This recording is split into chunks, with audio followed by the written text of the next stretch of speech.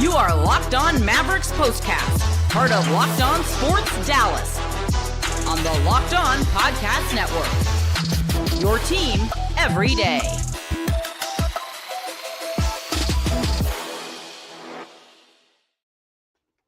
Well, it was heart over height as the Mavs got a huge win on Monday night to take the opener of this two-game set with the Spurs. But tonight, they were outfoxed in San Antonio, falling by 10 points to the Spurs in the rematch, 126 to 116. Here we go. Welcome into the Mavs Postcast, your team every day, and in our case, your team every single game. My name is Jeff Biggs. Happy to be with you on this Wednesday night. Wish the results were better, but thank you for watching Locked On Sports Dallas, your destination after every single game. You can also find us on the Locked On Mavs podcast feed. This is what you'll be talking about. Coming up on our show, two massive segments. We want to hear from you via the comment crew, so please jump in, give us your thoughts on the game and where the Mavs stand. We will let you know the very latest on what is going on with the Suns in Houston. But coming up on the show tonight, the Mavs had 9 players available, but 9 was not enough as they lose by 10 to the Spurs, 126 to 116. The Mavs did have 6 players score in double figures. We'll talk about that as well. And also the return of Brandon Williams, who, like Kessler Edwards, is playing great, finishing strong, but in a situation here where they're not going to have a lot of games left, as do the Mavs. But it's going to be sad to see them go, but good to see them playing as well as they are. But let's find out what was the turning point in this one. Time to reveal where the game was won or lost. It's the turning point. Well, these 2-game series are kind of weird. I'll be honest with you. I'm not a big fan of them at all. I get it. You know, I understand you want to try to limit travel, but I mean, come on. Back in the day, teams would play 3 nights in a row, not back-to-backs, but 3 straight nights in a row. So I think these guys travel well enough, and I think they could be creative enough to find a way to ease the travel burden without having to do this. I think it's not good from a competitive standpoint, and I think it again, just like load management, I think it's just another L for the fans. I mean, you get to see these teams once, or if they're in your division or in the conference, twice a year on your home floor. Spread it out a little bit, right? I mean, you should be able to see the teams at different times and not have to do, okay, you know, we don't see this, we don't see the Mavs or we don't see the Spurs on our home floor until March, and then we see them in 2 games, and that's it. I just think it's just a dumb rule. And with that said, it's hard, not a rule, but just a dumb plan. Hard to beat teams in 2 straight games. The Mavs played great on Monday night with 8 players. You could tell Monday night they were determined to win. They just had that extra energy, extra effort. And again, their motto was heart over height, playing that small ball to get the win. And one of the big reasons why they won that game was they outscored the Spurs in the third quarter with 41 points, and then they really finished strong down the stretch and got the win and pulled it out. Different story tonight. And so the turning point tonight would be the second half. And the way that the Spurs started off the third quarter, it was a 2-point game at halftime, 64-62, right? But the Spurs started with a 6-0 run to begin the third quarter. Good to see Dante Exum. I mean, he scored 11 straight points for the Mavs in this one. But in that third quarter, the Spurs outscored the Mavs 33-25, and that was pretty much the game right there. The Fourth quarter ended up even 29-29, but too little too late. The Mavs just could not get their offense going, and they could not get the stops when they needed. And we'll talk more about some of the other numbers, but I thought without a doubt tonight, just like the Mavs were determined to come out and get the win on Monday night and stop their 5-game losing streak. Well, tonight, the Spurs had an even bigger streak of their own. When you talk about pride, they had lost 7 in a row to the Mavs, all 3 this season, all 4 last season, and they had not played well on their home floor against the Mavs. So after hearing it, I'm sure over the last couple of days about, man, how could you lose at home to a Mavs team with only 8 players? The Spurs came out tonight, and I mean, they really, we talk about the third quarter, but really, the Spurs, after the Mavs, I thought, did a pretty good job. They went up by double digits in the second quarter, but in that second quarter, the Spurs outscored the Mavs 44-34, and there was one point towards the end of that second quarter where the Spurs scored on 13 straight possessions, and so that's not going to get it done. That's not the kind of offense you're looking for, and definitely not the kind of defense as well. So that's it. Tough one tonight, but the good news is the Phoenix Suns went down in Houston 111-104. So that means the standings remain the same, and the Mavs are still up by 2.5 or 2 in the loss column, but 2.5 over Phoenix for that 10th spot in the West. And not only do the Mavs have 9 players on the floor tonight, sounds like from what we saw and what we heard, we saw PJ Washington working out pretty good again before the game tonight, and you kind of get the feel that he will be back on Friday night against the Rockets. So that'll be a big boost as well. And hey, you never know. Sounds like Jaden Hardy's getting closer to return, and we'll see what happens here in the next couple of weeks. But for now, the Mavs are still up by 2.5 over the Suns.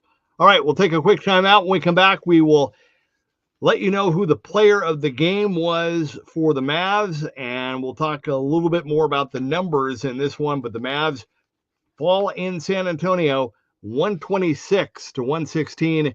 This is the Mavs Postcast.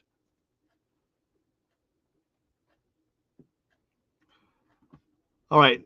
Well, it's that time of the year, and this is a message from our sponsor, Intuit TurboTax. Taxes was waiting and wondering and worrying if you were going to get any money back, and then waiting, wondering, and worrying some more. Well, now Taxes is matching up with a TurboTax expert who can do your taxes as soon as today. An expert who gives your taxes their undivided attention as they work on your return while you get real-time updates on their progress so you can focus on your day. An expert who will find you every deduction possible and file every form, every investment, everything with 100% accuracy. All so you can get the most money back guaranteed. No waiting, no wondering, no worries. Now this is Taxes. Get an expert now at TurboTax.com. Only available with TurboTax Live full service. Real-time updates only in iOS mobile app. See guarantee details at TurboTax.com/guarantees.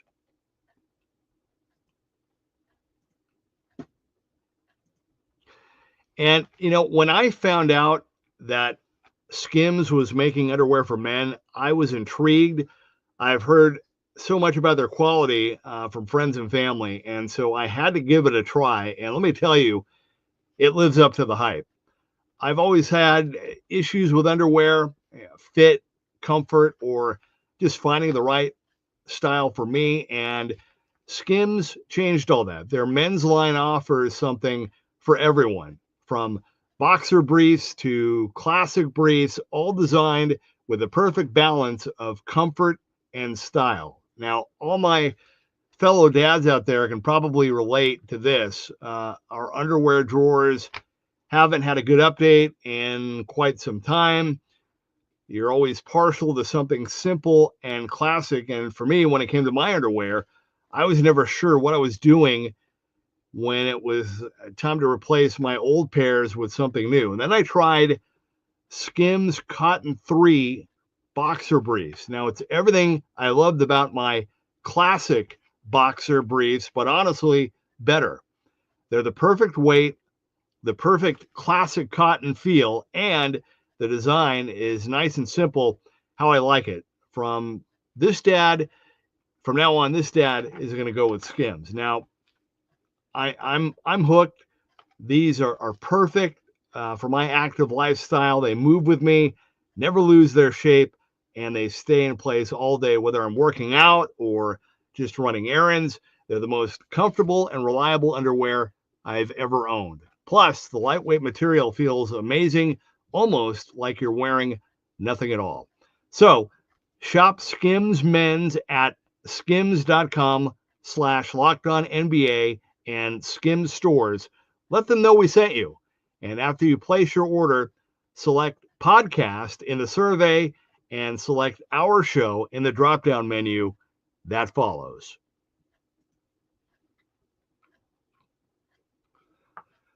All right. Hey, welcome back to the Mavs postcast. The Mavs fall in San Antonio, game 2, 126-116.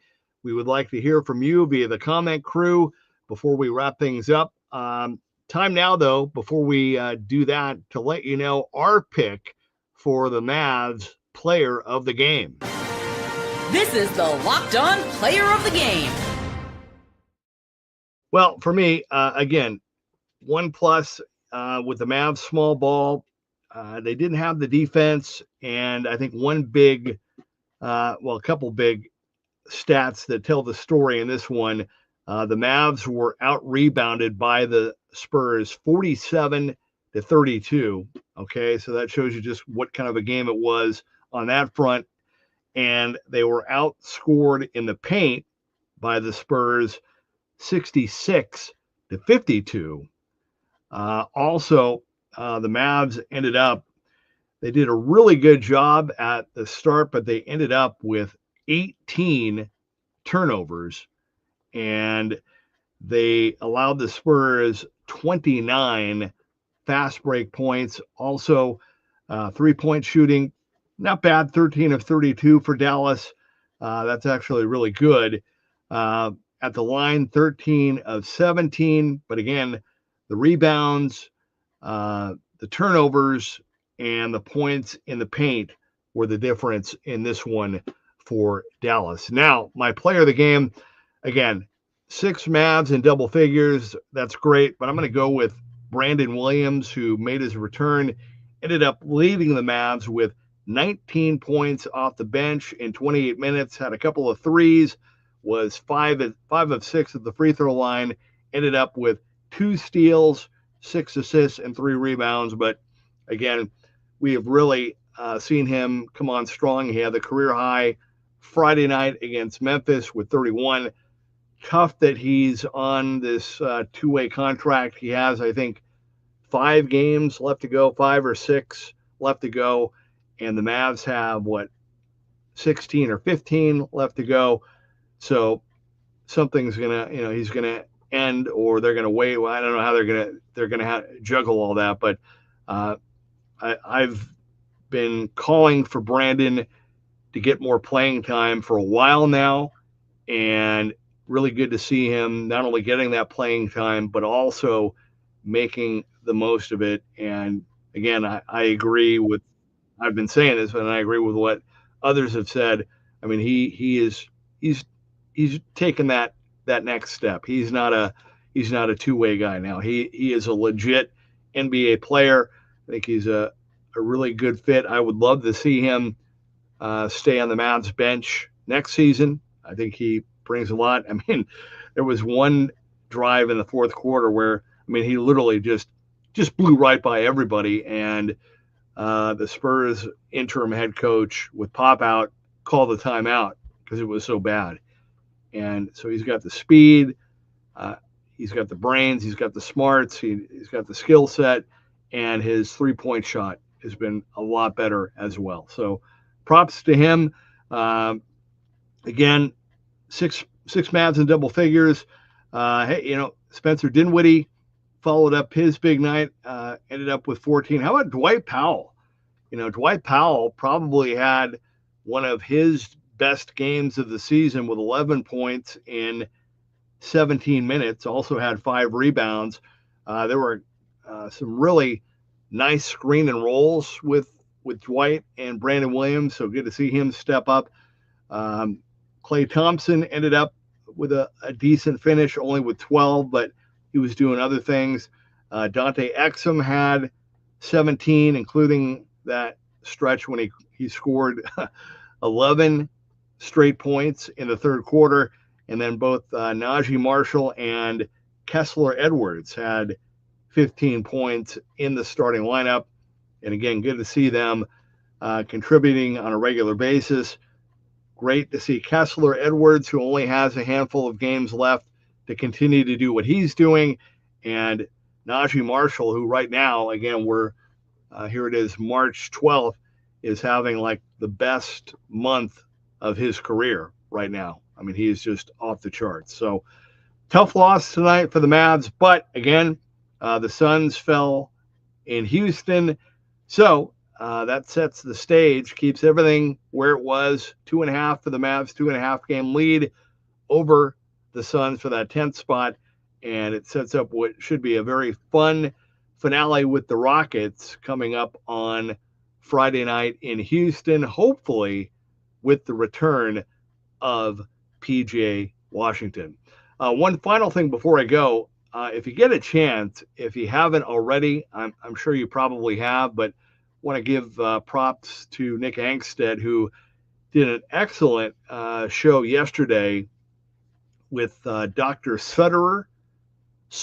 And if you get a chance, they go into just great in-depth detail of all the injuries. Anthony Davis, Derek Lively, Daniel Gafford. I mean, everything you need to know. And I mean, the real deal, the real info, what's really going on, what are the pros and cons. I don't want to spoil it. I'll let you watch so you can get the info. But really, I'm not just saying this because I always like to promote Nick and the crew, but seriously, I think it's worth your time to check it out and watch it. You'll learn, and I think you'll feel a little better about where things are, and maybe get a little excited about just maybe there's a slight chance that the Mavs can, with a handful of games left, regroup and try to make a little run.